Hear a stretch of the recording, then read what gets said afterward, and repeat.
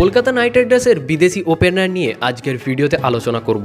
Kolkata night Riders opening player নিয়ে একটু সমস্যায় রয়েছেন, তবে এটা মোটেও খারাপ সমস্যা নয়, বরং এই ধরনের চ্যালেঞ্জ কেকেআর সামলেছেন এর আগে অনেকবার, যা কেকেআর অনেকবার মোকাবিলা করেছে ভালোভাবে।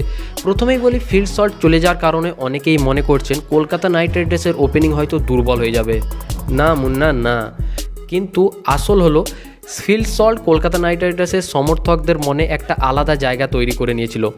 গত বছর পারফরমেন্স ছিল তার অসাধারণ। ইডেন গার্ডেন্সে খেলতে গিয়ে সল্ট গার্ডেন হিসাবে পরিচিত হয়ে গিয়েছিল। তার দুর্দান্ত ব্যাটিংয়ে কেকেআর চমৎকার শুরু পেয়েছিল, তাই তাকে ওপেনিং করাতে চেয়েছিল কেকেআর টিম ম্যানেজমেন্ট।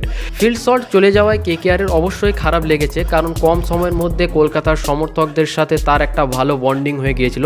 তবে কলকাতা নাইট রাইডার্স ফিল্ড সল্টকে না পেলেও রহমানুল্লাহ গুরবাজ এবং কুইন্টন ডিককের মতো দুই শীর্ষমানের উইকেট কিপার ওপেনার পেয়ে গেছে তারা।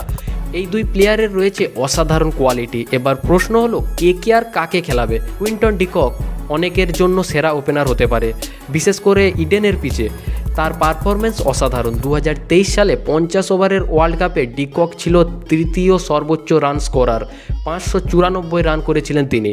2024 টি-20 ওয়ার্ল্ড কাপে তিনি ছিলেন চতুর্থ সর্বোচ্চ রান স্কোরার, 243 রান করেছিলেন।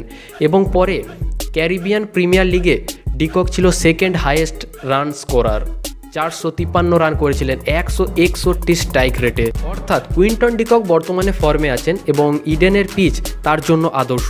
ইডেন যেখানে পেস বল ভালো আসে, সেখানে ডিকক কিন্তু চমৎকার পারফরমেন্স করে দেখাতে পারেন। আর রহমানুল্লাহ গুরবাজ তিনিও দুর্দান্ত ফর্মে আছেন। 2024 টি-20 ওয়ার্ল্ড কাপে গুরবাজ ছিলেন সর্বোচ্চ রান স্কোরার, 281 রান করেছিলেন। তার স্ট্রাইক রেট একটু কম ছিল, তবে গুরবাজ ব্যাটিং কোয়ালিটি কিন্তু অনেক ভালো।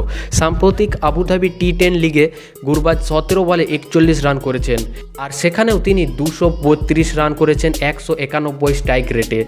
তার ব্যাটিং স্টাইল বিশেষ করে স্পিনারদের বিরুদ্ধে খুবই ভালো, আর কেকেআর টিম ম্যানেজমেন্ট এই কম্বিনেশনটাকেই একটা বড় অ্যাডভান্টেজ বলে মনে করছে। এখন কথা হলো কেকেআর টিম ম্যানেজমেন্ট একটু সমস্যায় পড়তে পারে। কাকে ওপেনিং করাবে বলে ভাবতে পারে তারা, কুইন্টন ডিকক না রহমানুল্লাহ গুরবাজ? দেখুন, ইডেনের পিচে মাথায় রাখতে হবে যে ডিককই সবচেয়ে ভালো হবে আমার মতে।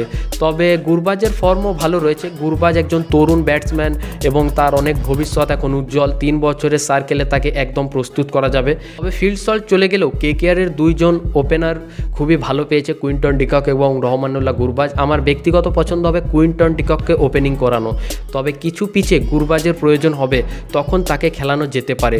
ফলে কেকেআর টিম ম্যানেজমেন্টের সামনে কোনো চাপই নেই। ওপেনারের ক্ষেত্রে দুইজনেই যথেষ্ট ভালো ফর্মে আছে। মনে করো ডিকক না গুরবাজ, কাকে ওপেনিং করানো সবচেয়ে ভালো হবে কেকেআরের পক্ষে? কমেন্টে তোমাদের মতামত অবশ্যই জানাবে।